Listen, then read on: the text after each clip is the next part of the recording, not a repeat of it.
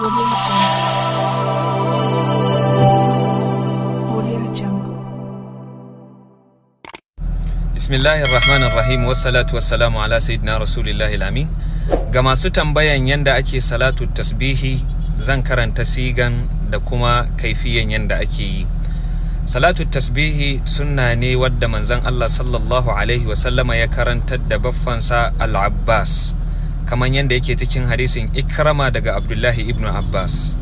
Manzon Allah sallallahu alaihi wasallama ya kwadaitar da yin wannan sallah a kowane rana in mutum yana da iko, idan baya da iko duk juma'a, idan baya da iko a wata sau ɗaya, idan baya da iko a shekara sau ɗaya.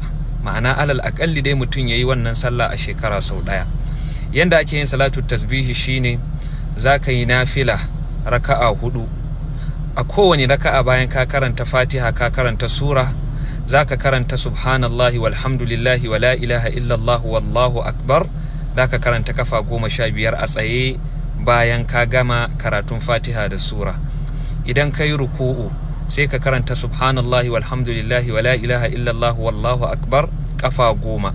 Idan ka taso daga ruku'u sai ka karanta kafa 10. In kai sujada sai ka karanta 10. Idan ka taso daga sujuda sai ka karanta 10. Idan ka sake komawa sujuda sai ka karanta 10. Sai ka sake miƙewa ka karanta Fatiha da sura, sannan ka karanta subhanallahi walhamdulillahi wala ilaha illallah wallahu akbar, sai ka karanta kafa 15 kamar dai yanda kai a raka'an farko. Haka zaka maimaita. A iya tsaye ne ake karanta kafa 15, amma a duk sauran ruku'u da sujuda da tasowa da zama duka ana karanta kafa 10 ne.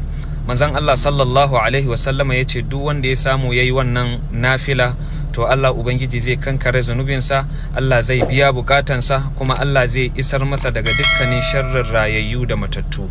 Allah Ubangiji ya ba mu ikon yi a cikin rayuwarmu, albarkan manzon Allah sallallahu alaihi wasallama. Assalamu alaikum wa rahmatullah.